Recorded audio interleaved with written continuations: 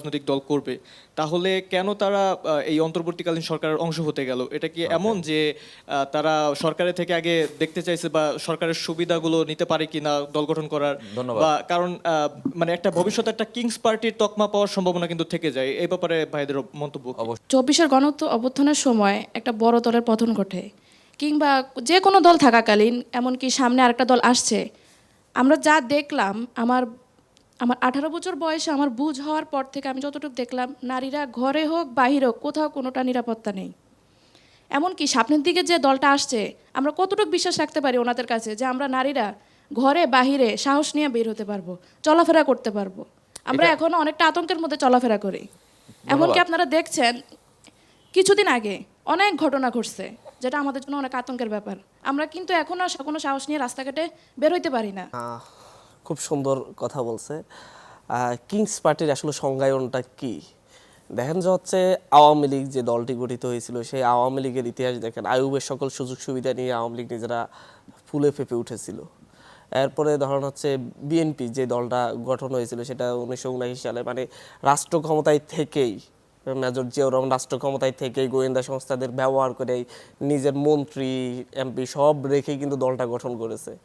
এরপর হচ্ছে জাতীয় পার্টি এরশাদের, সেটা দেখেন যে হচ্ছে রাষ্ট্র ক্ষমতায় গিয়ে রাষ্ট্র ক্ষমতা আপনাদের দলটা কি সেভাবেই হচ্ছে কিনা? আমি একটু আপনাদের দলটা ওইটা হচ্ছে কিনা, আমি এটা প্রশ্নটা একটু উত্তর সেটা দিবেন। যেন না হয়, সেটা যেন না হয়, তার কারণে গতকাল নাহিদ ইসলাম পদত্যাগ করে চলে আসছে। এর আগে আপনার হচ্ছে যে এই সরকারের অংশী কেন হয়েছে, দেখেন হচ্ছে এই সরকারের অংশী হচ্ছে আমাদের এখানে কিন্তু সকলকেই প্রপোজাল দেওয়া হয়েছিল যে হচ্ছে সরকারটা আমরাই গঠন করি, কিন্তু আমরা নিজেদেরকে অনভিজ্ঞ বলে, আমরা নিজেদেরকে মানে হচ্ছে ছোট ভেবেই আমরা সেখান থেকে ফিরে এসেছি। আমাদেরকে বলা হয়েছিল যে উপদেষ্টা করতে সবার ইয়াতে, আমরা সেখান থেকে ফিরে এসেছি আমরা মানুষের জন্য কাজ করার জন্য।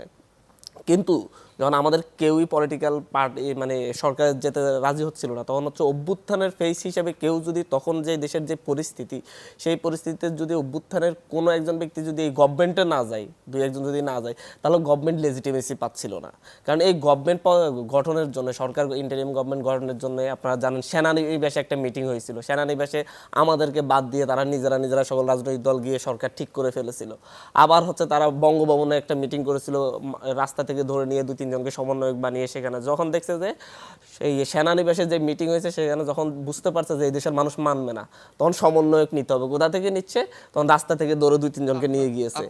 এরপর একটু শেষ করি, এরপরে হচ্ছে শেষে আমাদেরকে যখন নিয়ে যাওয়া হয়, সেখানেও বিভিন্ন বার্গেনিং, ডক্টর মোহাম্মদ ইউনূসকে নিয়ে বার্গেনিং হয়েছে যে আমরা ডক্টর মোহাম্মদ ইউনূস ছাড়া অন্য কাউকে আমরা সরকারের প্রধান দেখতে চাচ্ছি না।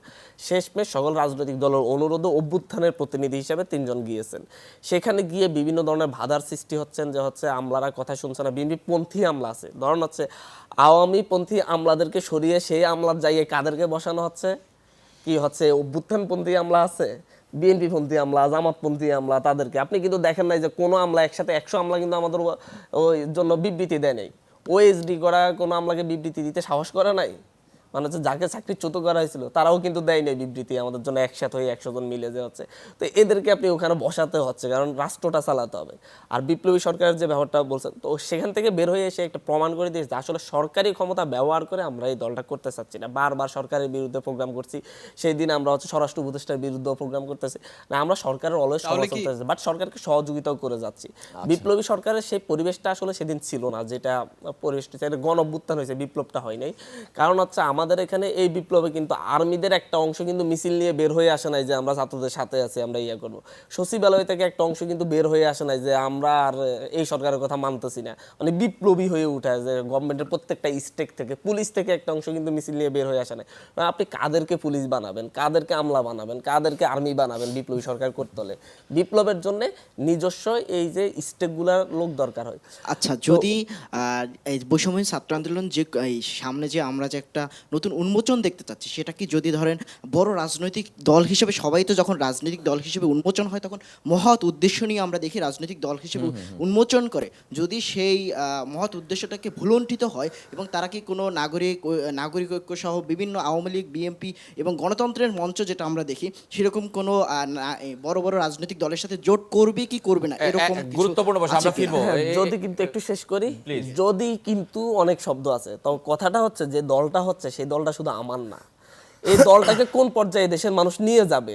আমরা এই যে 100 জন বা 150 জন মিলে একটা দলের সেন্ট্রাল কমিটি করছি, আমরা আসলে দেশের মানুষের কাছে বার্তা নিয়ে যাচ্ছি যে আমরা এমন বাংলাদেশ দেখতে চাচ্ছি, এমন রূপরেখা দেখতে চাচ্ছি, আমরা একটা ঘোষণাপত্র নিয়ে হাজির হচ্ছি।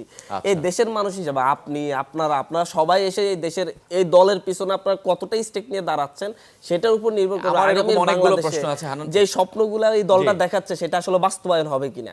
আপনারা যেমন হচ্ছে অভ্যুত্থানের জন্য আমরা স্বপ্ন দেখাচ্ছি যে হচ্ছে শেখ হাসিনা পতন ঘটাবো, নতুন রাজনৈতিক বন্দোবস্ত, আপনারা সবাই যখন পিছনে এসে দাঁড়াইয়ে গেছেন তখন কিন্তু এটা সফল হয়ে গিয়েছে। ঠিক একইভাবে একটা রাজনৈতিক দল হচ্ছে, আমরা একটা স্বপ্নের কাছে ঐক্যবদ্ধ হচ্ছি। এই স্বপ্নকে কেন্দ্র করে যদি হচ্ছে আমাদের সাথে আপনারা সবাই ঐক্যবদ্ধ নয়, যে আপু বললো যে হচ্ছে নারীদের নিরাপত্তা, আসলে নারীদের নিরাপত্তা রাষ্ট্র, এই রাষ্ট্রটা রানই করে নাই কখনো রাষ্ট্র হিসাবে। এই রাষ্ট্রটাকে সবসময় দলীয়করণ করা হয়েছে, রাষ্ট্রের সকল সংস্থাকে দলীয়করণ করা হয়েছে। সেই জায়গা থেকে যদি রাষ্ট্রকে রাষ্ট্র হিসাবে রান তাহলে করা হতো, আপনারা কোন কোন পলিসি অ্যাডাপ্ট দেশের- করবেন আমরা এই দেশের ফিরবো। প্রতিটা নাগরিক করতে হবে। ভাই একটু 30 সেকেন্ড দিবেন। আর এই জায়গা থেকে আমি এটাই বলতে চাচ্ছি যে হচ্ছে এই দলের পিছনে আপনাদের অবস্থান নিশ্চিত করবে এই দল যে স্বপ্নগুলা রূপরেখাগুলো দিবে সেই রূপরেখাগুলো বাস্তবায়ন হচ্ছে কিনা। সেই রূপরেখাগুলো পাশাপাশি কি? সেটা বললো আমরা যে জানতে চাই। ভোটকে কেন্দ্র করে যে আমাদের দল কিনে, আমি এটার একটু উত্তর দিতে চাই। আসলে ভোটকে কেন্দ্র করে আমাদের দল না, আমি এই জন্য বলছি আমরা একটা লড়াই, একটা রূপরেখা তৈরি করে এই লড়াইটা শুরু করেছি। এটা হয়তো আমরা 3 মাসেও সফল হইতে পারি, 1 বছরও সফল হইতে পারি।